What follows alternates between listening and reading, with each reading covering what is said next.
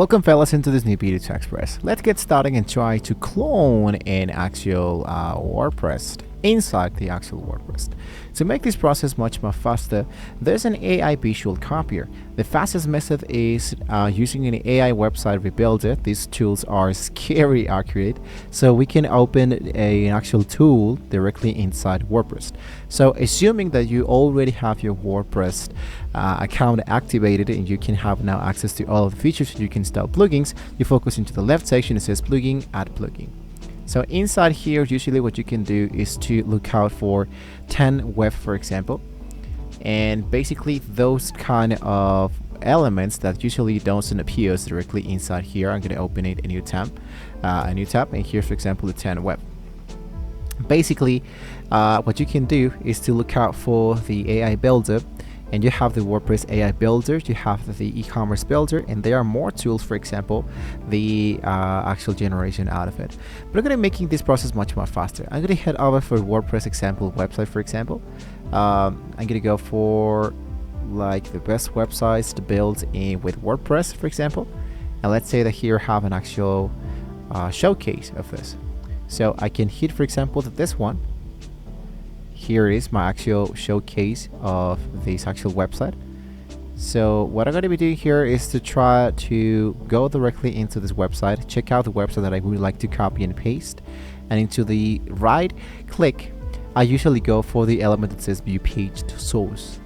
So you can see that we have tons of information about that. So what I need to do is to copy all of this actual page source. Usually we have almost 2,000 lines of the actual graph. So with this information, I can now head back directly into WordPress.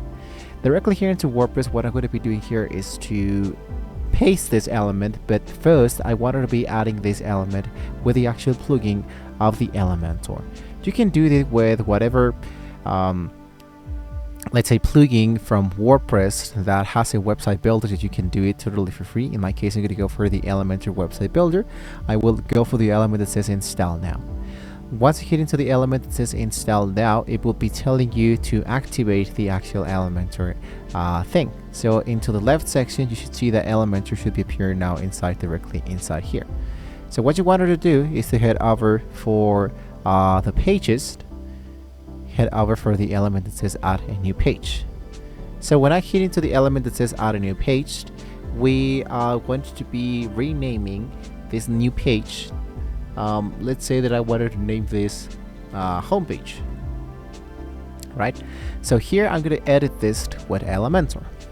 What's going to happen here is going to be popping up this new element of Elementor. So what I need to do now is to make sure that we are directly into the actual widget. And into the search widget, I'm going to type the word HTML. So I'm going to just select the actual HTML and I'm going to just drag and drop. I'm going to close this. I'm going to try to do this once again. HTML. I just drag and drop like this. And here I'm going to be pasting this actual code and see how it actually appears now directly inside this element. So check out how it actually works. My actual coding element, it actually doesn't look that bad. And basically what I need to do, for example, let's say that I go for the advanced section. I'm going to make sure that into my width I change it for full width to make sure that it actually looks really great. So basically this actually can be really helpful.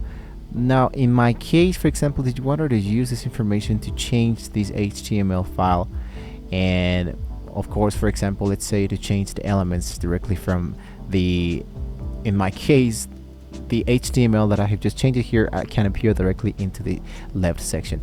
But basically this is like a really easily way of how you can actually change the element. When you click into one element, that here usually into the left section, it actually appears the attribute of the element that you currently chose.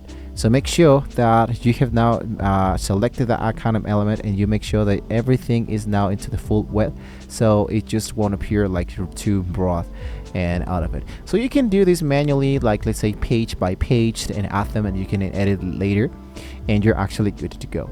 So if you have any question, guys, you can let us know in the comments below, and don't forget to like, share, and subscribe to the channel if you want to see more great tools like this. Thank you guys so much for watching the video, and well, hopefully with all of this being said, we can all see you well next time. Have lots of fun editing your actual new websites just by copying and pasting. You're good to go. See you next time.